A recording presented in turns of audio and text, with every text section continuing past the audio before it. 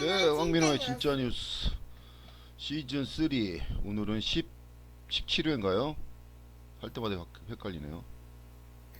17회요? 16회? 16회 아닌가요? 네, 16회를 시작하겠습니다. 오늘은 2023년 6월 30일 밤 11시 33분입니다. 오늘도 어김없이 수원에서 활발한 언론 활동을 하고 계신 이영주 박사님을 모셨습니다. 안녕하세요.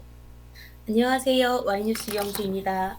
네, 한 주 동안 편안하게 지내셨죠? 네, 편안한지 모르겠지만 아무튼 바쁘게 잘 지냈습니다. 네, 오늘은 또 어떤 대화를 우리들이 나눠볼까요?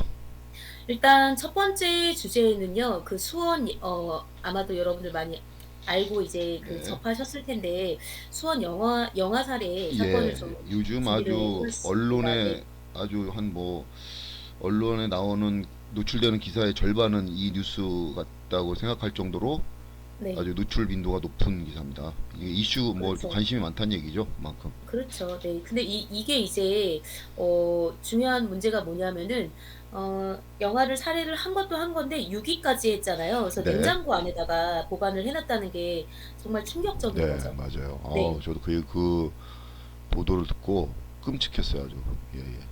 끔찍만 하셨어요. 혹시 분노하진 않으셨나요? 뭐 글쎄 분노까지는 뭐 없었는데 아, 아주 뭐 그래요? 무섭다는 생각이 들 아, 정도로. 예. 무서우셨다고요? 왜냐하면은 그 냉장고가 집에 하나밖에 없어갖고 네. 거기에 시체 유기한 것과 음식물을 같이 넣어놨다는 거예요, 몇 년 동안. 아, 그리고 계속 열면서 보면서 사이코 아니에요? 음식을 빼고 먹었을 거 아니에요. 그러면은 거기에 있는 넣었다는 걸 둘은 알고 있을 거 아니에요. 그러면은 네. 그걸 냉장고 문을 하루에도 몇십 번씩 열 텐데 그때 열 때마다 그 비닐봉다리가 보였을 텐데 네. 지금 그 냉장고 문을 열고 싶었을까? 거기서 음식을 꺼내서 먹고 싶었을까?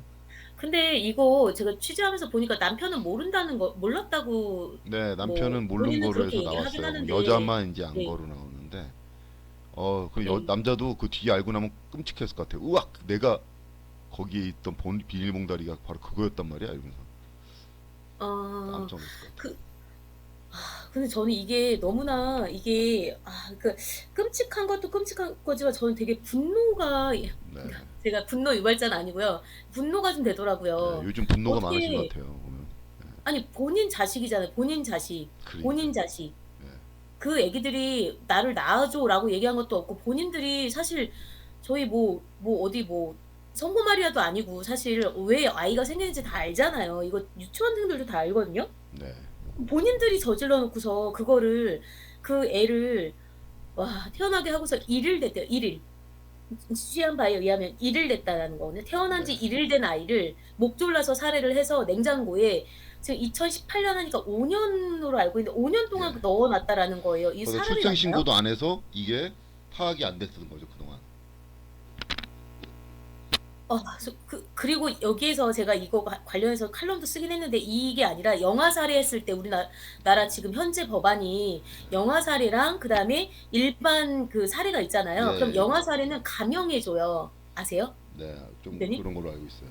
대한민국 형법 제250조 살인과 존속살해에 관한 조항인데요. 예, 제1항은 사람을 살해한 자는 사형 또 무기 또는 5년 이상의 징역에 처한다 이고요. 2항은 직계 비속 또 자기 또는 직계 비속이 자기 또는 배우자의 직계 존속을 살해한 자는 사형 또는 무기 또는 7년 이상의 징역에 처한다라는 거죠. 그러니까 이게 존비속 있잖아요. 존속은 위고 비속은 아래잖아요. 예. 그러니까 아랫사람이 윗사람을 죽이면 더 처벌을 많이 받고요. 그 다음에 영아 살해는 더 감형을 해줘요. 그래서, 관련 조항을 조금 읽어드리면은, 잠깐만요. 그러면은, 지금, 대한민국 형법 제251조가 영아 살해에 관한 조항입니다. 직계 존속이 치욕을 은폐하기 위하거나 양육할 수 없음을 예상하거나 특히 참작할 만한 동기로 인해서 분만 중 또는 분만 직후 영아를 살해한 때에는 10년 이하의 징역에 처한다라는 거예요. 그 다음에 음, 영아 유기도 있거든요. 이게 형법 제272조인데 영아 유기에 관한 조항이고요. 직계 존속이 치욕을 은폐하기 위하거나 양육할 수 없음을 예상하거나 특히 참작할 만한 동기로 인하여 영아를 유기한 때에는 2년 이하의 징역 또는 300만 원 이하의 벌금이니까 그 사람 지금 2개 했으면은 중형이면 20년 이하나 300만 원 이하 벌금인데 이거 형 얼마 안 나올 것 같은데요. 2명이라고 하더라도 현행법으로 따지면 그다음에 형법에서 그 양형할 때 그 장량 감형하는 거 아시잖아요, 대표님. 예예. 그렇게 하면 이거 10몇 년밖에 안 나올 거예요, 아마. 제가 예상하기로는 감히 잘 모르지만 그렇게밖에 안 나올걸요? 그러니까 전 이게 보세요. 치욕을 은폐하기 위함이래요. 지금 본인들이 만들어 놓은 생명을 본인들이 살해하고 냉장고에 몇 년씩이나 그렇게 와 이거는 정말 생명에 대한 이거는 20대 남성과 30대 여성의 사실혼 관계에서 그렇게 그런 일이 발생한 거죠. 사실혼 관계예요. 예, 예. 그리고 이게 연년생이거든요. 연년생인데 연년생이 무슨 말씀을 하는지 아시겠죠? 아이를 낳고 나서 그걸 좀 참아야지 그거를. 저는 진짜 그러니까 말입니다. 너무 열받아 가지고 와 진짜 저게 사람이 맞나. 콜센터에서 일했대요. 그리고 이 사람들이 뭐 경제적인 위기라고 얘기하는데 차상위 계층이라고 하거든요. 그러니까 차상위 계층이면은 기초생활수급자 바로 위예요. 그러니까 자산은 없는데 약간 생계가 쪼끔 그러니까 먹고 살고는 하는데 자산은 뭐 없는 그런 생계가 막 상태인데. 그냥 뭐 먹을 게 없어서 그렇게 곤란한 지경은 아니다 이거죠. 뭐 어렵긴 어렵지만 뭐 이렇게 뭐 현재 당장 뭐 먹고 살기 어려울 정도에 그렇게 빈곤하진 않았다 이렇게 보더라고요 또. 저 정말 정말 진짜 이게 웃겨서 웃는 게 아니라 진짜 어처구니가 없어 가지고 진짜 아기를 3 명씩이나 낳았다라는 거예요 지금. 음, 남편과의 사이에서 A씨가 이제 친모죠. 12살 딸, 10살 아들, 8살 딸 3 명이나 낳았어요. 그리고 예, 2018년 11월에 경기도 대형 산부인과에서 넷째 딸 아이 목졸라서 살해했고 2019년 11월 그 딱 1년 텀이잖아요. 예. 다섯째 아이도 같은 병원에서 같은 수법으로 살해를 했대요. 그 임신하지를 말든지 차라리. 참. 이게 무슨 진짜 천인공노할 일이냐고요. 그리고 그러니까요. 대표님이 지난주에 인제 이거 준비하면서 말씀 주셨다시피 지금 출생 신고가 안 된 그러니까 감사원이 이제 보건복지부 정기 감사 도중에 출산 기록은 있는데 출산 신고가 되지 않은 2015년에서 22년 출생자 2,000명이 있다라는 거잖아요. 네. 2,000명 전수조사했는데 그 중에 뭐 상당수가 지금 생사불명이라는 게 아니에요. 그게 이제 그것도 큰 문제죠. 그게 이제 우리나라 사회가 뭐 굉장히 뭐 치밀하고 촘촘한 것 같아도 이런 허점이 있었다는 걸, 이런 허점은 분명히 뭐 지금 밝혀졌지만 그 공무원들은 알고 있었을 것 같은데 왜 이거 제도 개선을 안 하려고 했었는지 모르겠어요. 그 오랜 기간 동안. 그죠. 제도 개선도 제도 개선인데 제가 아니 진짜. 그러니까 담당 공무원은 이게 출생 신고가 네. 출산을 하고 그 다음에 출산한 다음에 출생 신고를 한 달 안에 해야 되잖아요. 한 달 그렇죠. 아니에요? 저는 아이를 안 낳아 봐서. 네. 그러면 그 해야 되는 그 기간 안에 안 할 수 있는데 그걸 안 하면은 찾을 수 없다는 거를, 그걸 업무를 하는 사람들은 그걸 알 수 있어, 그걸 모르고 했단 말이에요. 그럼 몇십 년 동안. 행정 공백이 있었던 거죠. 와, 그러니까 이거 얼마나 아무 생각 없이 이렇게 대민 서비스를 한 거예요. 이 행정기관에서. 진짜. 아니 그러니까 이게 유튜브니까 제가 좀 편하게 말씀을 드려도 괜찮을까요, 대표님? 네. 이게 여자들 사이에서는 이제 그런 얘기 이제 자연스럽게 하잖아요. 남자들이 모여서 여자 얘기하듯이 여자들이 모이면 이제 남자 얘기나 이제 그런 얘기를 하거든요. 근데 실상 그러니까 낙태가 이제 지금은 그러니까 불법은 아니잖아요. 현재 대한민국에서. 그런데 불법 아닌가요, 어 낙태? 예? 낙태 불법 아니에요? 그 불법이 아닌 거 위헌 났잖아요, 그게. 그래요? 예. 몇 년 됐는데. 그런데 불법화 됐을 때도 불법일 때에도 실질적으로 낙태를 하는 층은 미혼 여성보다 기혼 여성이 훨씬 더 많다라는 거예요. 네. 그다음에 적지 않게 남편의 자녀가 아닌 아이들이 많았다라는 거죠. 그러니까 어떻게 보면 미혼 여성보다 기혼 여성 그게 너무나 그러니까 편하다라기보단 손쉽다? 상대적으로 쉽게 낙태를 할 수 있는 거죠. 왜냐하면 남편이 있으니까. 그런 얘기도 있어요. 그러니까 너무나 무책임하다라는 거죠. 무책임하다. 왜 지금 생명은 신이 주는 그런 어떤 선물이다 뭐 이렇게도 얘기를 하긴 하는데 왜 인간이 정말 미력하고 정말 그런 아주 어리석은 인간이 왜 신 행세를 하고 있어요. 왜 지네들이 애기를 만들어서 왜 지네들이 죽이고 있어요, 그거를. 그래서 숭고한 생명을 아예 낳지를 말든가. 그러니까 아예 그냥 처음부터 조심해서 임신을 안 하든가. 그 조심도 안 하고 그냥 참 무책임한 거죠. 제가 무책임하고. 이렇게 제가 이렇게 분노하는 이유가 네. 그러니까 뭐냐면은 저도 사실은 실수로 태어난 경우거든요. 이제 저희 부모님이 연세가 많으시긴 했었는데 이제 실수로 어, 태어난 경우이고 그러니까 저는 어렸을 때부터 그 얘기를 들었던 거예요. "너는 취중에 태어났어." 그러니까 뭐 네. 어디 지나갈 때는 저희 아버님께서 "저기서부터 지나갈 땐 나보고 아버지라고 하지 마." 그러면서 "너 네? 삼촌이라고 그래?" 뭐 이렇게 했단 그래요? 말이에요. 예. 근데 그게 이렇게 원망스럽거나 이러진 않았어요. 사실은 한 40년 동안을 '아 진짜 내가 왜 태어나 있어야 됐지?' 내가 태어나 달라고 내가 낳아 달라고 한 게 아니잖아요. 부모들이 그러니까. 그냥 지 뜻대로 죄송합니다. 당신들의 뜻대로도 아니죠. 실수죠 저는. 취중에 이런. 실수로 낳은 건데 그러면은 제가 낳아 달라고 하지도 않았는데 이렇게 낳아서 고생을 하고 이렇게 힘들게 살아야 되고 이런 치열한 경쟁 사회에서 그게 한국 사회에서 그것도 수직 사회에서 '왜 이렇게 해야 되지?'라고 40년 동안 그렇게 하고 살았단 말이에요. 근데 예. 40년 불과 몇 달 전이죠. 몇 달 작년 명절이었나? 갑자기 예. 생각해 보니까 근데 저희 부모님도 실수였으니까 저 같은 애가 나올지 몰랐을 거라는 생각이 들긴 하더라고요. 그러니까 이게 정말 부모라는 그런 존재가 얼마나 어렵고 힘든 존재 그런 역할을 하는 건데 아무런 생각 없이 본인들의 욕망으로 그렇게 낳아 놓고선 이렇게 죽여버리는 거는 진짜 인간이 할 짓이 아닌 거죠. 이건 짐승들도 그렇게 안 하지 않나요? 해외의 경우를 좀 말씀을 드릴게요. 예. 1974 제가 칼럼을 썼기 때문에 2022년 1월 9일에 쓴 건데 1974 년부터 10년 동안 캐나다 경찰이 네. 5,444 건의 살인 사건을 해결했어요. 네. 이 중에 300여 건이 부모에 의한 자식 살해였고요. 또 이 음. 중에 150 명의 희생자가 1살 이하의 영아였고요. 가해자 중 88 명이 친어머니였다는 거예요. 이런. 친모가. 제가 진짜 음. 너무 열받아 가지고 진짜 아니 그다음에 외국도 그런 경우가 많네. 한국만 좀 특수한 경우인 줄 알았더니.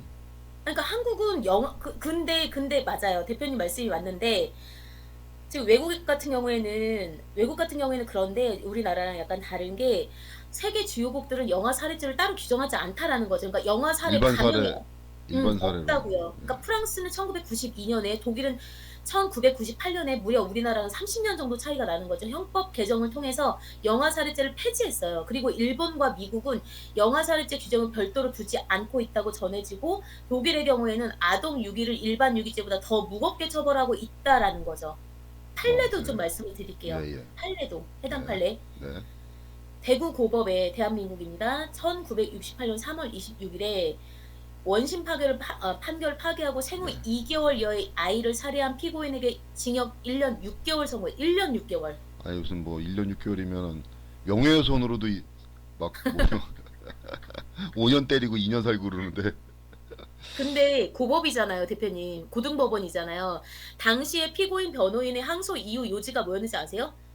피고인이 형법 제105 251조의 영아살인죄를 받았어야 했는데 원심이 형법 제250조 일반 살인죄를 적용해서 법률 적용을 그르친 위법이 있다라는 거예요, 지금. 이게 말이 돼요? 또 하나 전해 드릴게요. 또 하나 해당 사례가 영아 살인인데요. 2021년 1월 한국입니다. 자택에서 여자아이를 출산 후에 건물 4층 창문 밖으로 아이를 던져서 살해한 어우. 산모가 1심 재판부가 징역 2 년을 선고했어요. 무슨 공포 영화 같다 이거 얘기 또 들으니까. 하나요. 영아를 살해하고요. 시체를 유기한 뒤에 이를 불태우려고 한 친모에게 집행유예를 선고했어요. 이게 야. 말이 돼요? 이게 말이 된다고 생각하세요? 이게 사람이 저지를 짓이에요. 짐승도 그렇게는 안 해요. 차라리 야. 그냥 길에다 버리고 오지.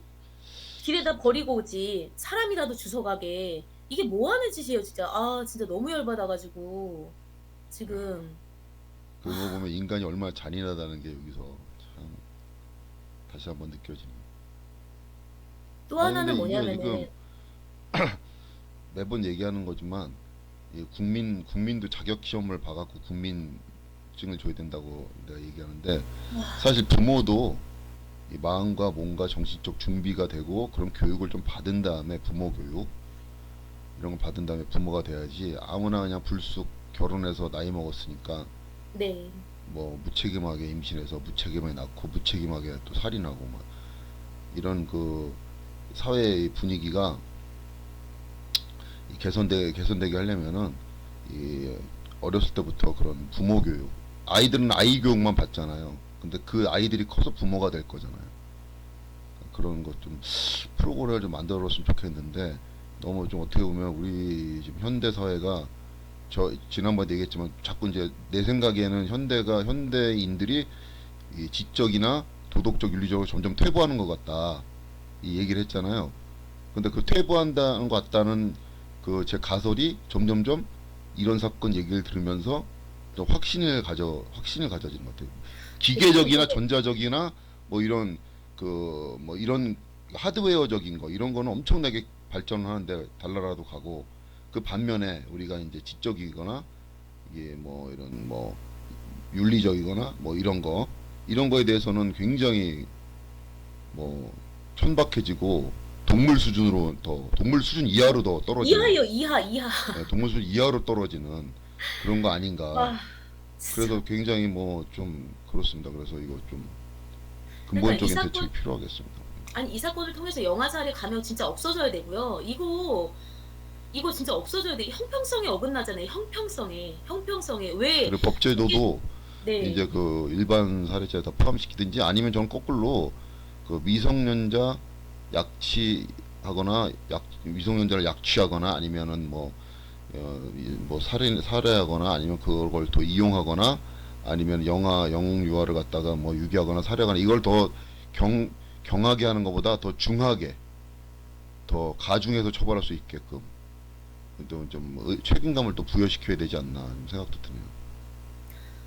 아, 우리나라 피임약 좋거든요. 그 도구들도 예, 되게 많아요. 아니 그거 이거 성인들이 들을 거 아니에요. 네, 제발 좀 생각을 하고 왜 그런 말 있잖아요. 5분 후와 5년 후를 같이 생각해라.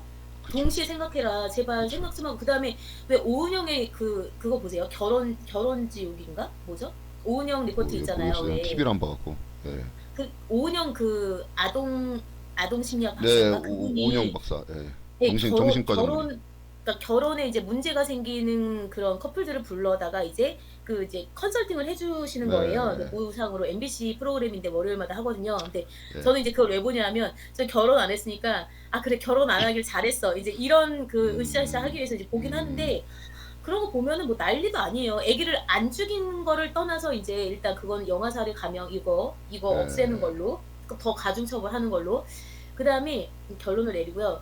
그 오은영 리포터 보면요. 애들 있는 데서 야 내가 너 때문에 저 인간이랑 살아가지고 내가 너만 없었어도 그러니까 그 9살짜리 여자애가 딸이거든요. 엄마한테 엄마 내가 괜히 태어나서 엄마가 내가 안 태어났으면 아빠는 결혼하지 않고 시간이 더 지나서 저 좋은 괜찮은 남자랑 결혼했을 수도 있을 텐데 괜히 내가 태어나서 이렇게 말을 하는 거야. 9살짜리 여자애가 밥을 먹으면서. 참, 근데 그런 부모들이 한두 명이 아니에요. 음, 그러니까 본인들도 물론 힘들겠죠. 얼마나 괴로울지 압니다. 저도 같은 여성이고 아무래도 우리나라가 남성 위주의 사회이다 보니까 아직까지 앞으로도 대대손손 뭐 그렇게 될 것 같지만 그러다 보니까 그 심정은 알긴 하겠지만 예, 예. 애는 무슨 죄냐고요. 애는 도대체가 살아있으면 그게 사는 거예요. 그렇죠. 그러니까 좀 각성을 하고 좀 대표님 말씀대로 부모 교육이 이루어지는 것도 맞고요. 정신교육대 하나, 삼천교육대처럼 하나 만들어갖고 그런데 입소를 좀 시켜야 될 것 같은데. 정신교육. 예, 애가 그래서 9살 때 그런 말을 하면은 나중엔 괜찮아질 것 같죠? 아니에요. 그거 평생 가요, 트라우마. 그거 그렇죠. 어떻게 책임질 거예요, 본인이. 그 본인 인생만 불행하고 말지 왜 애를 만들어 가지고 누가 낳아달라고 한 것도 아닌데 만들어 가지고 왜 남의 인생까지 사실 그 다른 개체의 인생까지 왜 본인이 책임질 수 없으면 왜 그런 행동을 하시죠? 저 진짜 그건 진짜 아니라고 봅니다. 정말 무릎 꿇고 사죄하셔야 돼요. 정말로 3일 맞습니다. 내내. 예, 맞습니다. 네. 그런 분들을 위해서 예, 그런 분들이 이제 종교가 있을런지 모르겠네요. 저는 좀 종교를 좀 믿어보라고 좀 권유하고 싶습니다. 또 이 처벌 이외에 깜빵에 가서. 대표님은 그 지금 이 A씨 검찰 송치됐는데 지금 오늘 근데 네. 뭐 얼마나 형이 나올 거라고 보세요? 저도 현행법으로. 아까 저기 우리 이 박사 말한 것처럼 10년 정도 받을 것 같다 그랬잖아요. 예. 근데 저는 더 깎일 것 같아요, 더 깎. 왜냐하면은 이상하게 우리나라는 이 법에는 없는데 법처럼 작용하는 관행들이 너무 많아요, 이 법조계에는. 예를 들면은 뭐 검사가 부용을 한 거를 판사가 무슨 뭐 형량을 뭐 절반 이하로 때리면 뭐 절반 이하로 안 때린다, 절반 이상으로 때린다, 뭐 이런 관행이 있고, 절반 이하로 때리면은 뭐 자동 기소, 뭐 항소를 하고, 검찰에서 절반 이상으로 때리면 항소를 안 한다, 이런 관행이 있거든요. 그리고 뭐 검사가 얼마를 때리면 판사가 얼마 이렇게 준다. 근데 그런 공식이 있는데 그 공식이 거의 뭐 90% 맞아요. 이렇게 사경을 적용, 판결 놓고 상황을 적용해 보면.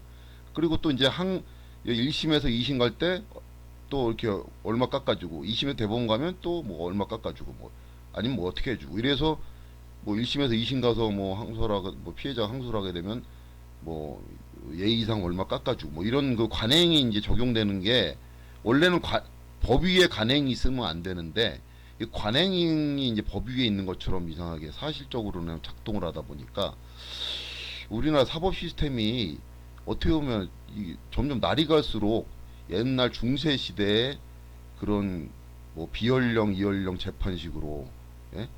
마녀 재판식으로, 판사 기분 좋으면 이거 살려주고, 판사 기분 나쁘면 넌 마녀야, 화형, 아무 근거나 증거나 법조항에도 없이, 그런 식으로 뭐라 그러죠, 그 괘씸죄라는 것도 있고요. 뭐 그런 식으로 해서 이렇게 많이 작동되는 것 같이, 나는 요즘 굉장히, 그래서 사법 시스템에 굉장히 회의를 많이 느끼거든요. 우리는 이거 좀 개혁이 있어야 되긴 있어야 되는데, 그 뭐 이건 이제 논외고 너무 멀리 나갔고, 이것도 만약에 엄밀히 법조문에 따지면 이게 몇 년이야 뭐 어떻게 돼 있잖아요. 그럼 거기 안에서 좀 우리가 납득할 수 있도록 판결을 해야 되는데, 분명히 가면은 모 참작, 정상 참작, 모 참작, 변호사가 뭐 또 능력 좋으면 더 이렇게 가고 해서 많이 깎아주는 해서, 저는 제 생각에는 한 8년에 7년 정도 나오지 않을까. 아, 설마 집행유예가 나오진 않겠어? 설마? 아, 이거는 집행유예 나올 수는 없고, 이렇게 여론이 뜨거워서 집행유예 나오면은 그 판사가 뭐 그 아, 저는 그 겉복을 입고 생각이 있을 수가 없죠. 제일 먼저 들더라고요. 그 이 뉴스를 접했을 때, 아, 제일 먼저 든 근데 생각이 또 진짜 이럴 수가 그거였어요. 있어요. 내가 만약에 변호사라면 이렇게 변론을 할 것 같아.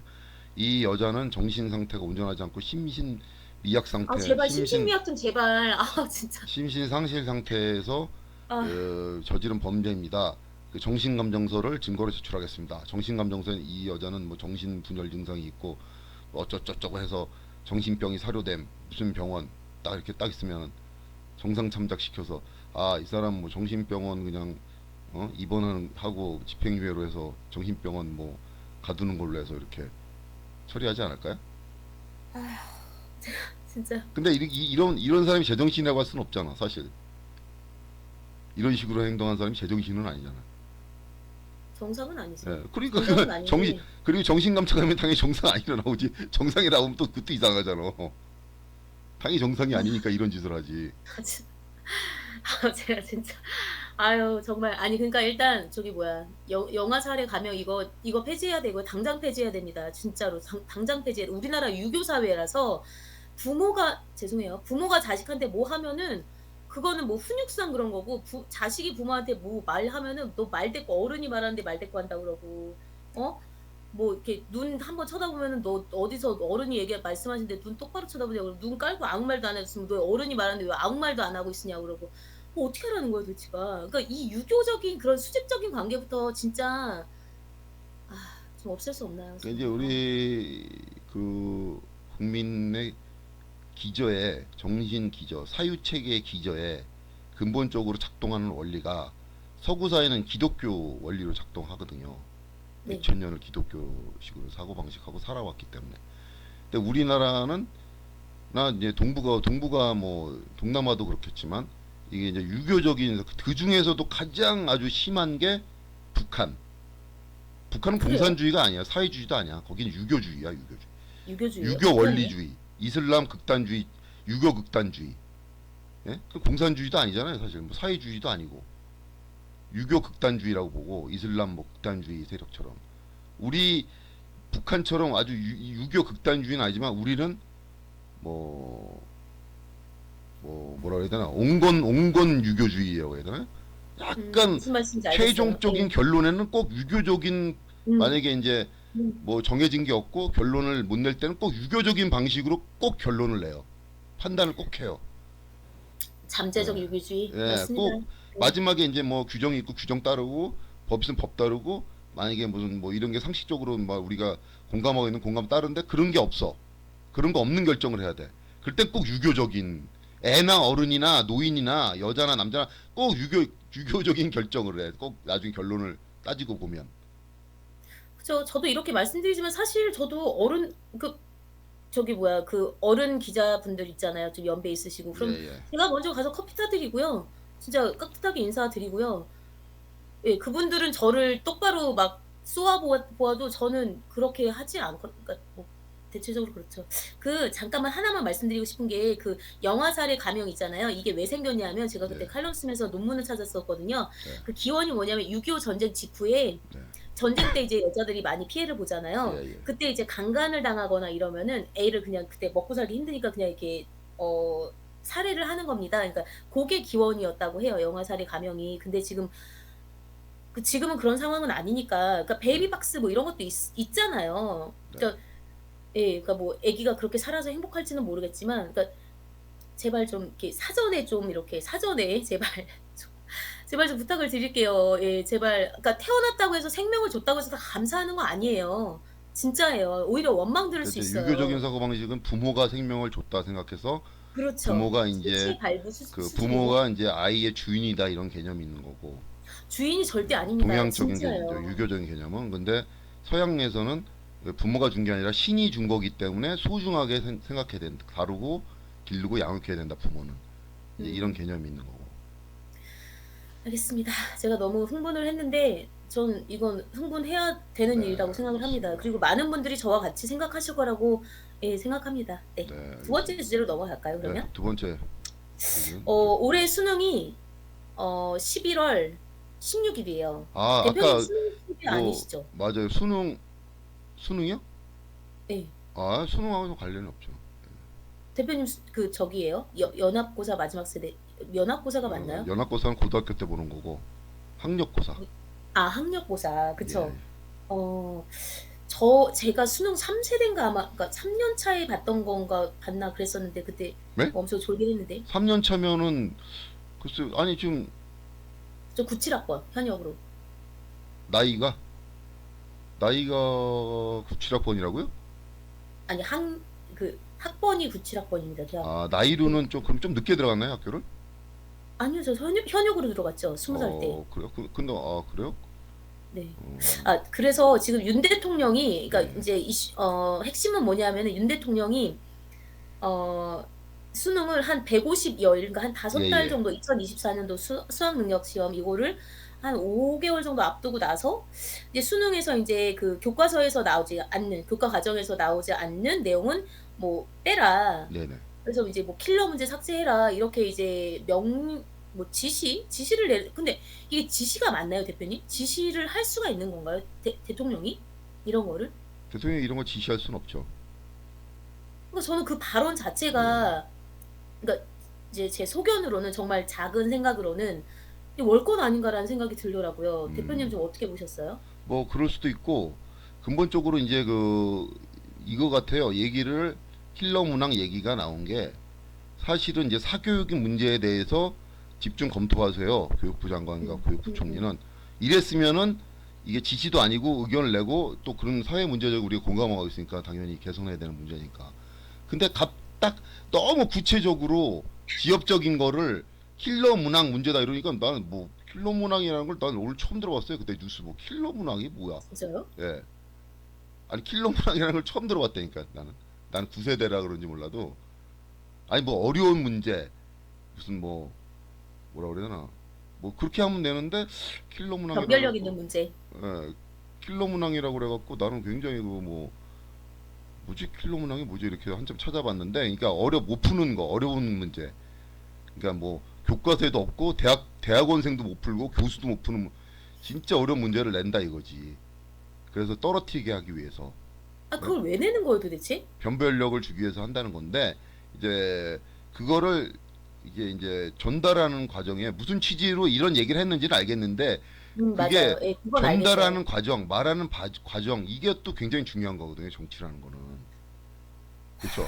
내 의지나 내 뜻을 잘 포장해서 전달하는 거 너무 포장해서 교원 정색하면 안 되지만 너무 예. 그거를 또 좀 약간 포장해서 취지를 설명하는 것도 그것도 굉장히 중요하다고 생각해요. 그것도 정치의 한 방법이고. 맞죠. 근데 맞아요. 너무 그냥 네. 내추럴하게 그냥 너무 그냥 딱 그냥 킬러 문화 딱 하니까 나는 되게 뭔지 몰라서 한참 찾아봤어요. 킬러 문화이 뭔가. 아니 아, 근데 그리고 요즘은 그렇게 이게 부르는구나. 어려운 문제를 이렇게.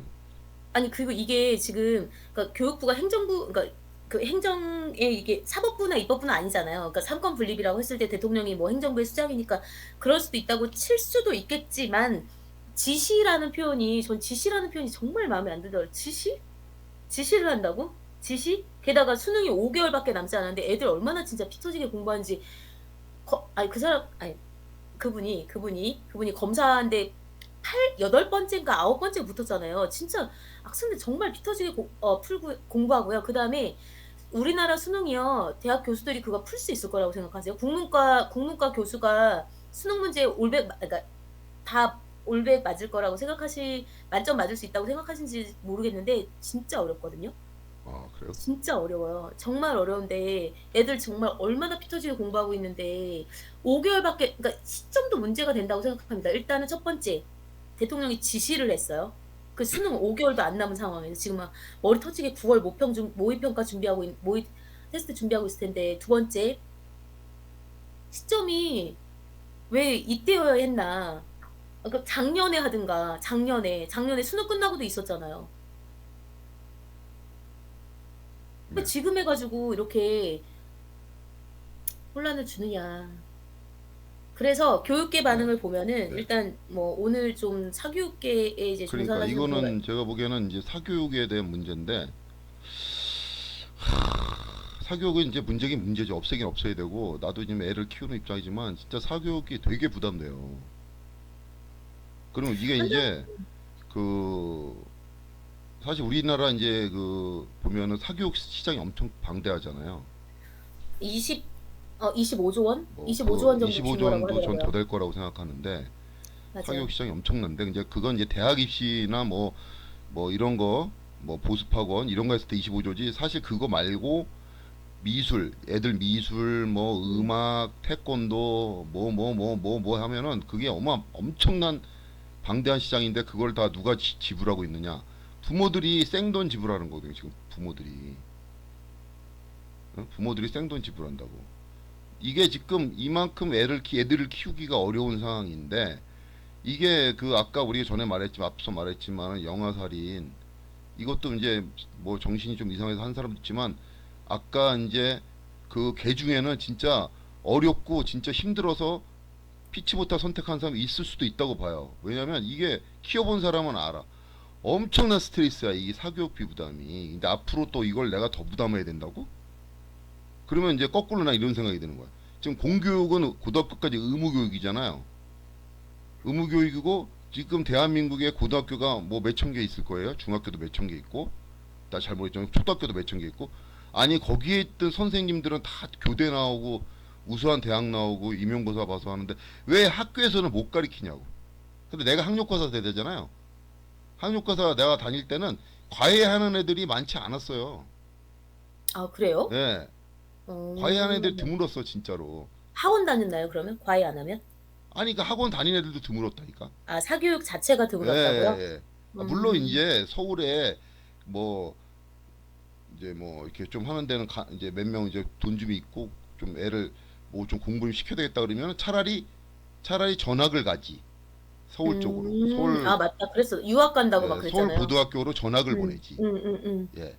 왜냐하면 학교에서 어느 정도 90% 정도는 해주고 내가 뭐 진짜 서울대학교를 가야 되겠다 어디 가야 되겠다 하면은 10% 때문에 그 10% 때문에 뭐 내 부족한 과목을 뭐 가해를 하거나 아니면은 주로 그때는 대학생 과외였어요 대학생 과외 개인 과외는 대학생들 그쵸. 예. 동네 아는 대학생 형한테 뭐 좀 이렇게 얼마 주고 부모님이 이렇게 하거나 이런 식이었지 이렇게 학원이 막 질비하고 학원에다가 몇십만 원 갖다 받고 200만 원 300만 원 갖다 500만 원 받고 한 달에 이렇게 해서 하는 경우는 없었거든요. 근데 그리고 또 학교를 다니면서 무조건 학원을 다녀야 되는 경우도 없고 음. 지금은 학교는 안 가도 학원은 꼭 가잖아요, 애들이. 그쵸. 학원이 필수잖아. 그러면 학비는 나라에서 주니까 고등학생 애들 뭐 중학교 가는 학비는 줘. 그래 거기에 부담 없어. 하지만 그걸 부모를 부담 덜어준 게 아니라 오히려 그 학원비가 더 거기다 짐을 더 플러스 시켜서 더 해주는 거야. 학교에서 딱 이게 완결해 주지를 못해. 그래서 예전에는 의무적으로 야자가 있었어요. 9시가 10시까지 예, 애들을 잡아놓고 있었죠. 못 맞아, 가게 맞아. 해요, 예, 애들을. 예, 예. 그리고 선생님이 딱 상주해서 그 교실에서 있고 애들 공부시키고 물어보면 어려운 거 있으면 선생님한테 물어보는 거야. 선생님 이거 뭡니까? 그리고 뭐 이렇게 하는 거야 임마. 그리고 또 만약에 내가 영어 선생님이고 담임이 옆에 반이 수학 선생님이면 수학 선생님 가서 또 물어보고 자율학습하면서 그걸 9시까지 도시락을 3개 싸갖고 다녔거든요. 그러니까 맞아요. 학원 갈 시간도 없는 거지. 음. 그래서 나는 이거 공교육에 있는 교사들이나 이런 사람들이 이거는 좀 뭐 누가 그래도 옛날에 누가 그러더라고. 대한민국 공교육은 이제 무너져서 아예 없다고 생각해야 된다. 다, 다 선생님들하고 이런 사람들은 다 밥벌어지다. 세금 도둑놈들이다. 아, 이걸 해결 못하고서 사교육한테 다 떠넘기고 혜택은 엄청나게 받아가면서, 예? 그리고 막대한, 그 공교육에 막대한 돈 세금으로 다 투자하면서 차라리 공교육을 없애고 학원을 하라. 그래서 난 유학 보낸다, 차라리. 그래서 유학 간다고 이제 유학을 보낸다고 하더라고요. 영어라도 잘하게. 그것도 나쁘지 않은 예, 방법인데, 그러니까 제가 그때 말씀드렸었잖아요. 저희 학원 폭력 그거 다룰 때, 예, 예. 그러니까 애들을 공교육에서 그렇게, 근데 애들 입장에서 생각을 해보면, 학생들 입장에서 생각을 해보면요, 대표님. 네, 그러니까 거의 새벽부터 새벽까지 그냥 주말도 없이 쭉, 그냥 계속 쭉 20살 때까지 그렇게 사는 거거든요.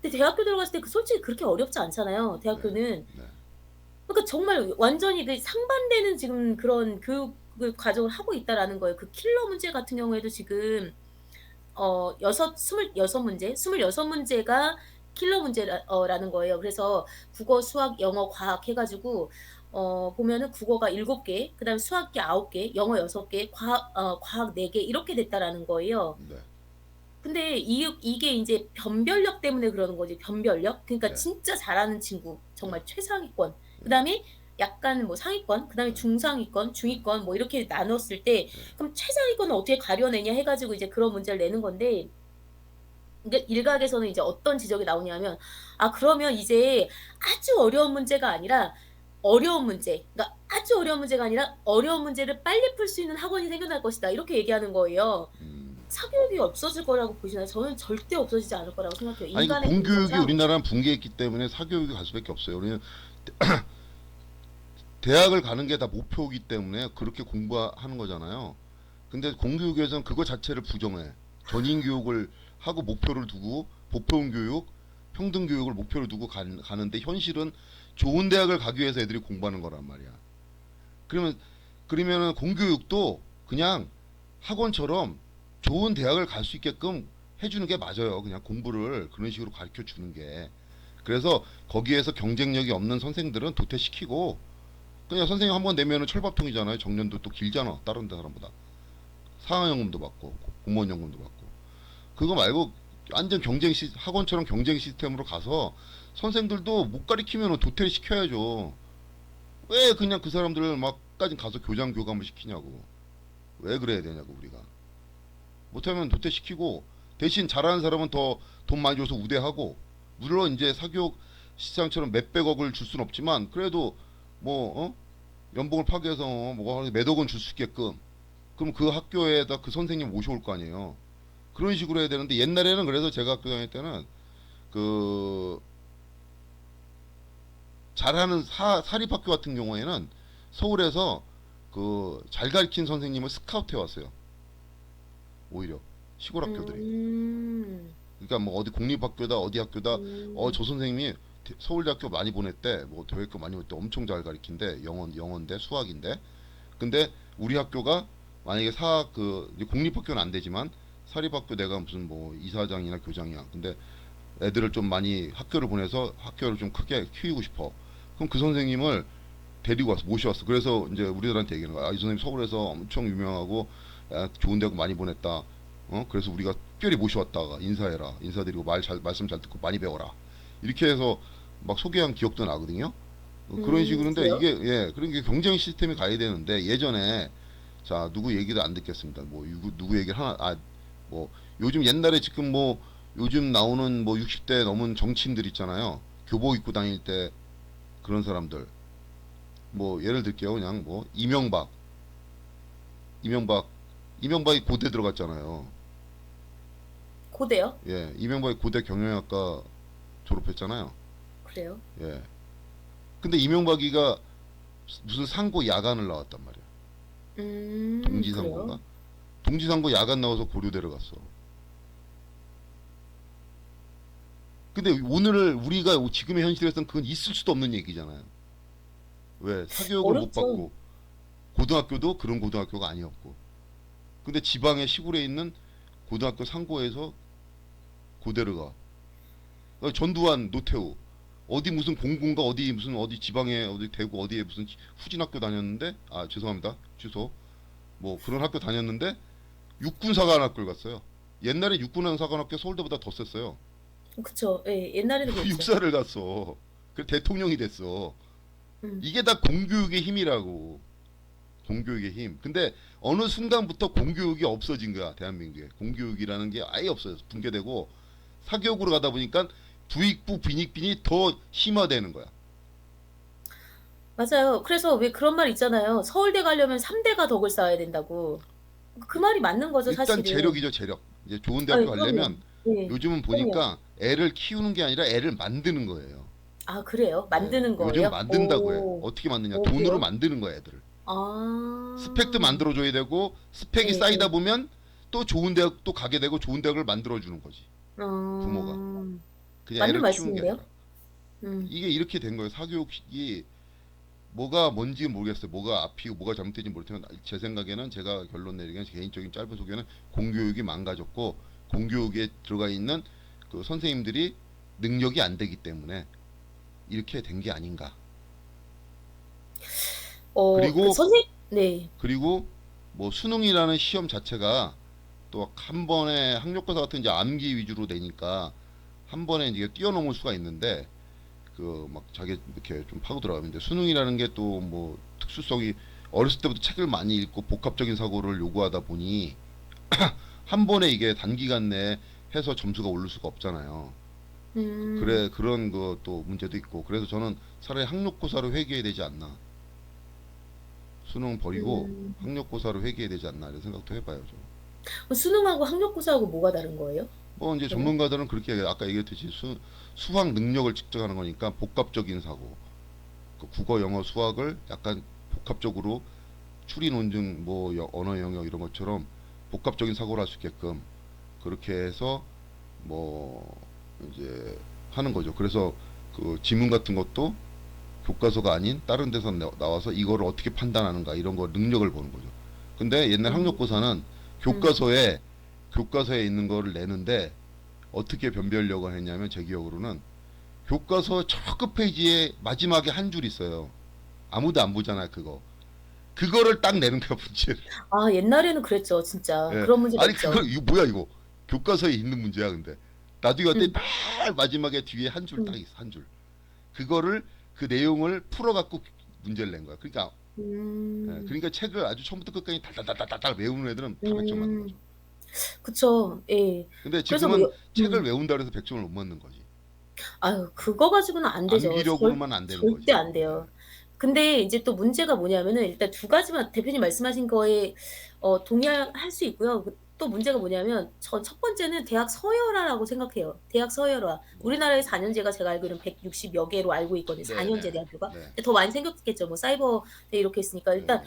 대학 서열화가 너무나 극심한 거예요. 너무나. 정말 너무나 극심하고요. 그다음에 두 번째는 예전에 비해서 더 공고해졌죠. 수도권 서울에 있는 대학교와 지방대학교 차이가 더 심해졌죠.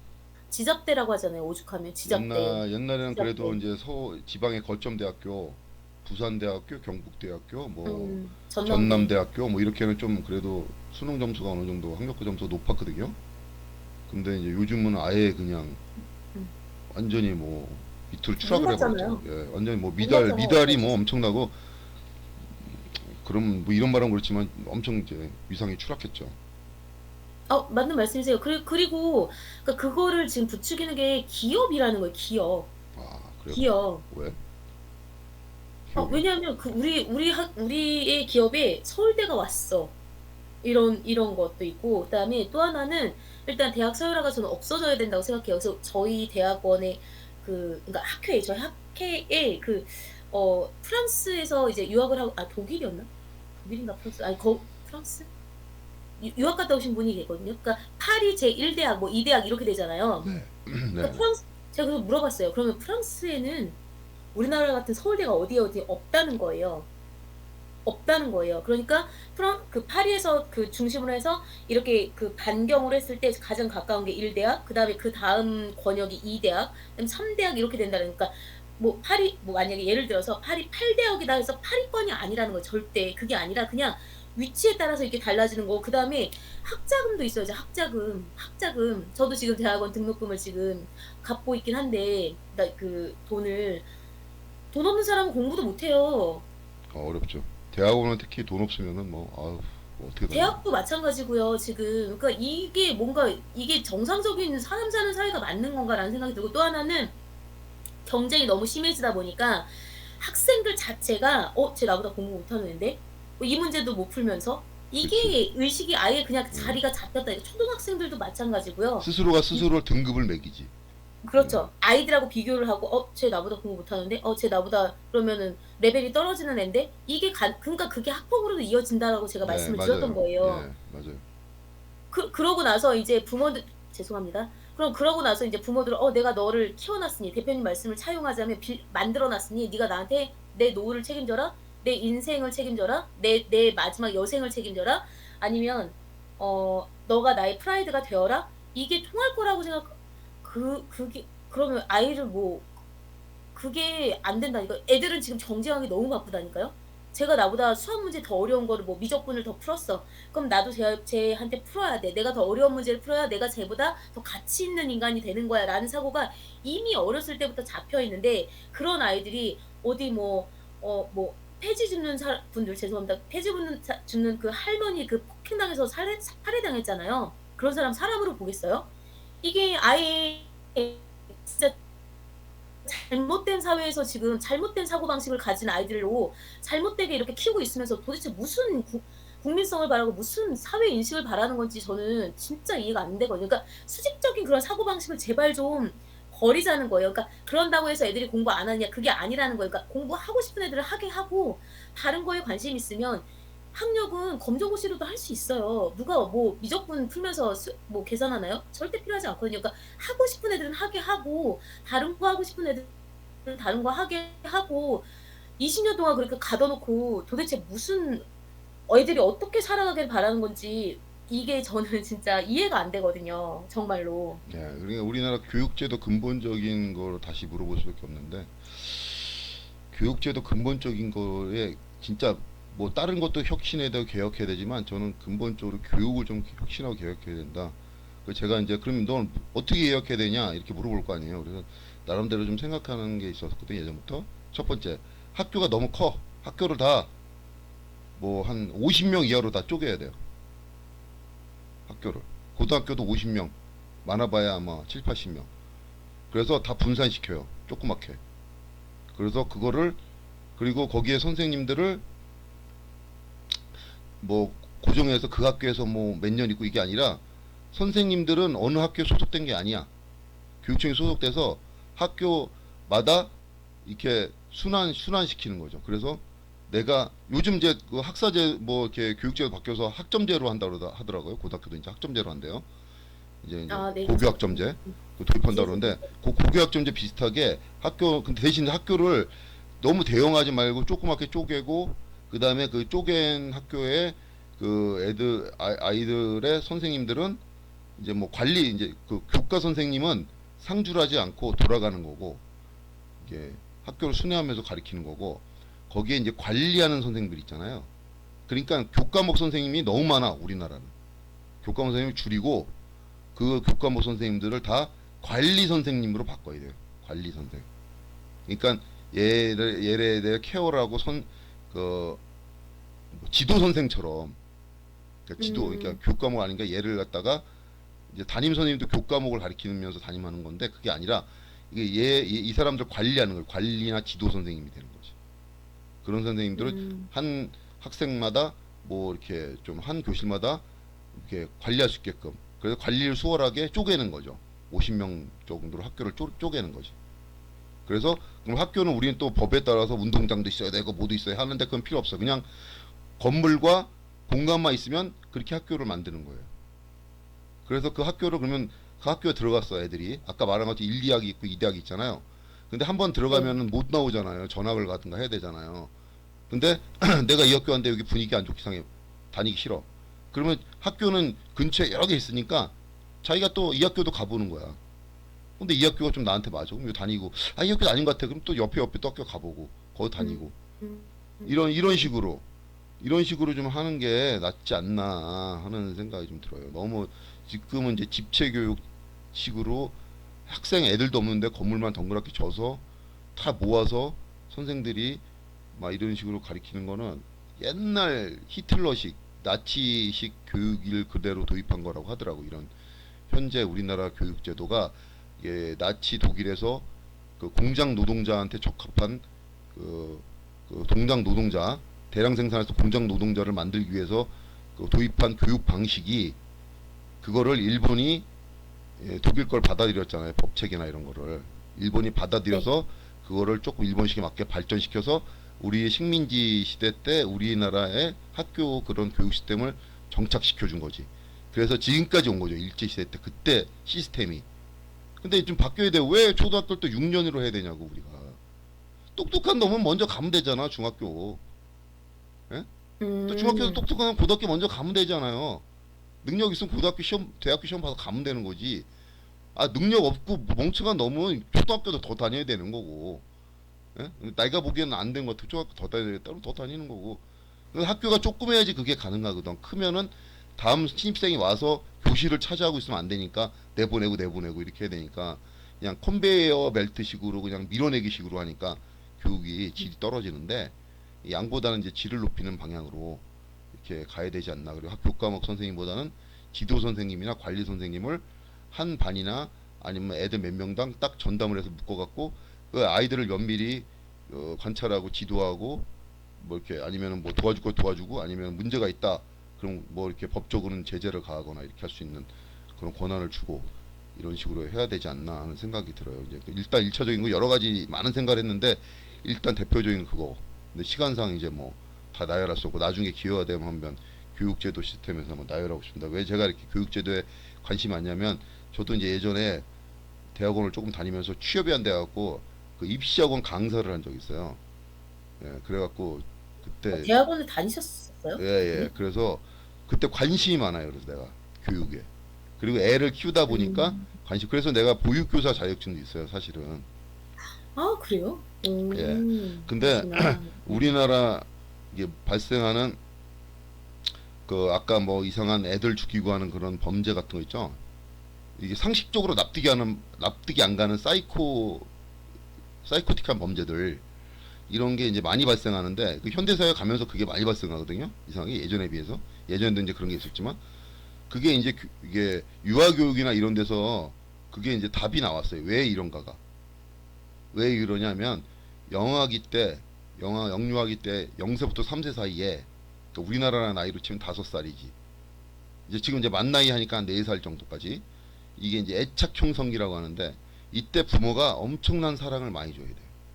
음, 엄청나게 사랑을 많이 받은 그 형성기 받은 아이들은 지능도 높아지고 인성도 음, 좋아져. 맞아요. 근데 그게 그냥 그게 당연히 사랑받으면 좋아지기 이게 아니야.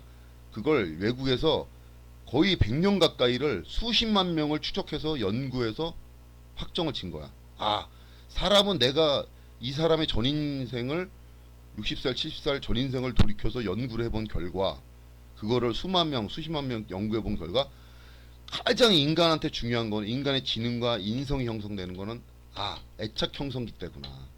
그때 음, 부모가 엄청 싸우거나 사랑을 안 주거나 이혼을 하거나 아니면은 애를 버려두거나 이러면은 애들이 다 커서 이상해져. 뭔가가 정상이 안 돼. 지능이 떨어지거나 사회 부적응하거나. 근데 개 중에서 지능이 뛰어난 애들, 특출한 애들 몇십만 명 중에 한 명은 성공할 수 있죠. 고아로 태어나서도 자수성 갈 수도 있잖아요. 그건 진짜 몇십만 명 중에 한 명인 거고 특출난 사람인 거고 대다수는 평균적으로 한 50에서 60% 넘으면은 이건 맞다고 해주잖아요 우리가. 근데 그냥 98%, 음. 99%뭐 90% 이상이 애착 형성기 때 잘못된 애들은 인성 기능이 다 이상해지는 거야. 그럼 지금 음. 왜 우리가 이상한 범죄들이 많아지냐면 그런 그 애착 형성기 때 뭐가 잘못 있었던 거죠. 다 과거로 돌이켜서 타임머신 타고 돌아가 보면 부모한테 사랑을 많이 못 받았던 거지. 부모나 주변에 있던 형제들이나 조부모나 아니면 그 동네 마을. 그래서 애들은 부모가 키우는 게 아니라 마을이 키우는 거라고 하잖아요. 애들이 이거지. 옛날에는 그랬죠. 옛날에는. 근데 지금도 마찬가지예요. 지금도 나는 그 환경이 애들이 키우는 이제 부모도 키우지만 부모 못지않게 마을 사람들이 키운다고 생각. 뭐 이제 왜 예를 들면 예전에는 공동 육아를 해줬으니까 그런 게 있지만 요즘은 어떤 거냐면 이제 애가 가요. 애를 데리고 손을 잡고 길거리를 걸어가. 근데 삭막한 동네는 애가 할아버지 안녕하세요 모르는 애한테 얘기할 수 있잖아요. 인사할 수 있잖아요. 그럼 할아버지가 인사 팍 쓰면서 아는 모른 척 무심코 지나가. 그럼 애한테는 그게 이제 그 자기의 그런 각인이 되는 거야. 나도 저렇게 되는 거지. 계속 그런 거예요. 음. 그런 걸 못 받으니까. 근데 좀 좋은 동네나 좀 그게 좀 가족적인 동네는 말을 끌고 나가. 그러면 모르는 할머니 할아버지 지나가. 근데 할머니 안녕하세요 이렇게 하면 아유 귀여워라 너 커서 너 훌륭한 사람 될 거야 아유 똑똑해라 이뻐요 하면서 몰라도 그렇게 가는 거지 한번. 예? 음. 근데 제가 애를 키워서 뭐 경험하는 건데 그래서 제가 또 다른 데로 이사한 경우도 있어요. 제가 의정부 살았는데 의정부가 약간 도심화되고 삭막해요. 끌고 나가 그래요? 애를 데리고 나가면 사람들이 다 인상 쓰고 애가 뭐 이렇게 안녕하세요 하고 뭐 말 걸고 손 뭐 관심 가져도 너무 쌀쌀맞게 돼. 유치원도 그렇고 그래요? 요즘에? 너무 삭막해. 음. 그 의정부 음. 뭐 제가 욕하는 게 아니라 뭐 안 그런 경우도 있겠지만 약간 그래요. 주로 또 신도시 아파트 단지에 사는 사람들이 음. 또 그래. 신도시라고 하는 데 있죠. 음. 아파트 단지만 밀집돼 있는데. 이런 데가 특히 심해. 애들이 엄청 싸납고 부모들도 싸나워. 근데 약간 약간 도농복합도시 같은 데 싸는구나. 있죠. 약간 이제 농촌도 아니면서 네네네. 도시 같은데 농촌도 아니고 도시도 아닌 그런 중간중간한 그리고 약간 좀 자연불화 형태는 아닌데 오래 그냥 상주에서 오래 몇십 년 산 사람들이 많은데 음. 나이 든 사람 좀 있고 그런 데는 되게 따뜻해요. 애들가 아유 귀여워라 아유 누구야 이름 뭐야 하면서 이렇게 다 귀여워해주고 해서 애들이 구김이 없고 그런 게 좀 있는데 제가 그런 동네를 좀 이사 왔어요. 그래서 음. 그 길 다니다 보면 우리 애가 이제 음. 약간 좀 호기심이 많고 그래서 막 돌출 행동을 많이 해요. 안녕하세요 하고 막 인사하고 굉장히 집단에는 막 업이 돼갖고 막 이렇게 인사하는데 할머니나 할아버지 다 잘 받아줘 이 동네는. 그리고 막 어. 동네 가게 아줌마들이 지나가다가 아유 귀여워 들어와서 그냥 처음 본 애한테도 주스를 줘 먹으라고 냉장고에 꺼내서 음. 막 그렇게 좀 이렇게 좀 그런 게 있어요. 그래서 교육적으로 굉장히 좋다.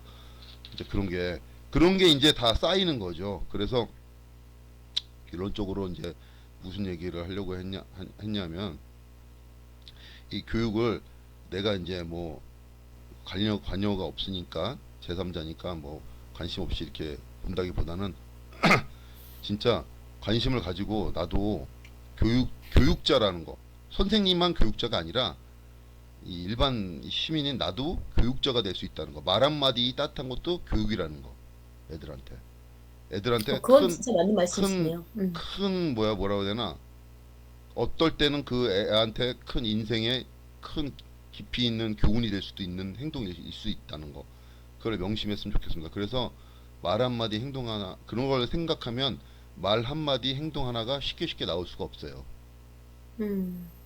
그쵸. 자, 맞아요. 이걸 우리가 음. 처음 시작했을 때 이 주제를 처음 시작할 때 하고 돌아가는 거야. 말 한마디 행동 하나가 쉽게 던질 수가 없다는 거예요. 애들을 생각하면.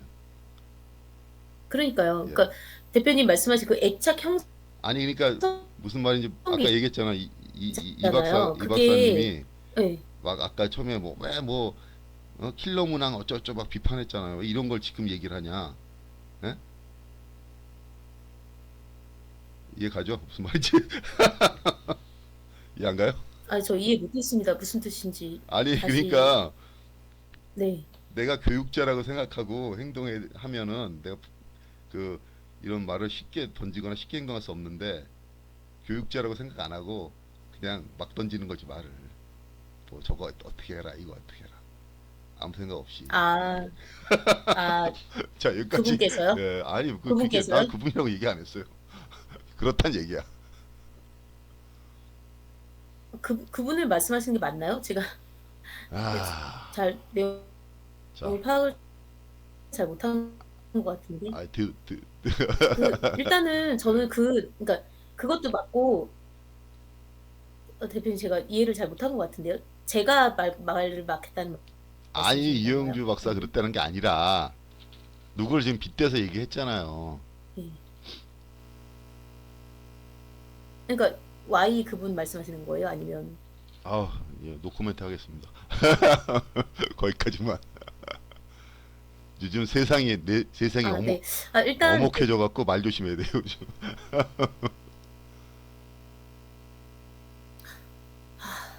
원래 옛날에도 나라님 욕은 뒤에서 나라님도 하다, 아무튼, 그니까, 예, 일단 저는 그것 좀 없었으면 좋겠어요. 수직적인 그러니까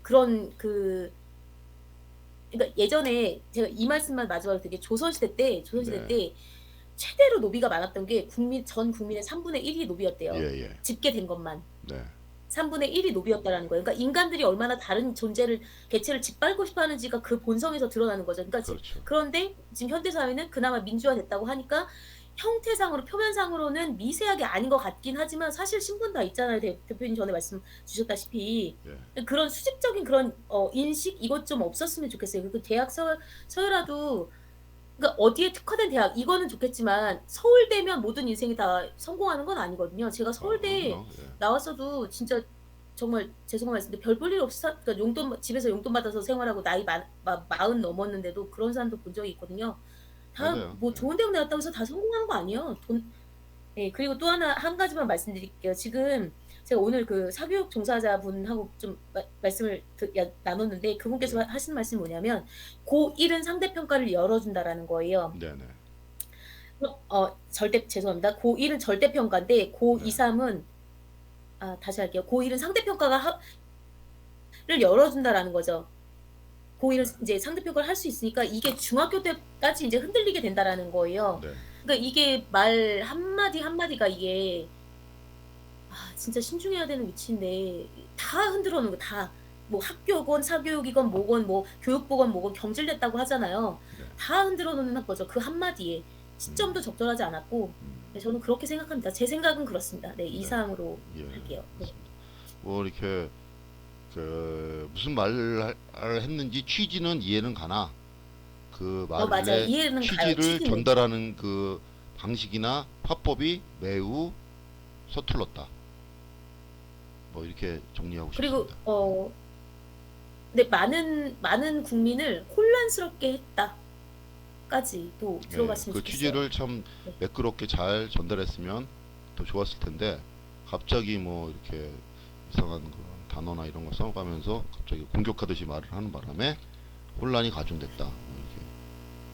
근데 그 사교육 개혁은 취지는 공감하죠. 하지만 그렇다고 해서 알겠습니다. 교육을 갑작스럽게 이렇게 슉 바뀔 수는 없는 거거든요. 왜냐하면 학생들이 지금 몇 년 동안 준비하고 있는 게 있기 때문에 뭐 나쁘게 말하면 또 맞아요. 그래요. 제가 뭐 4년이 필요하다고 예, 하더라고요. 나쁘게 보면 제가 그래요.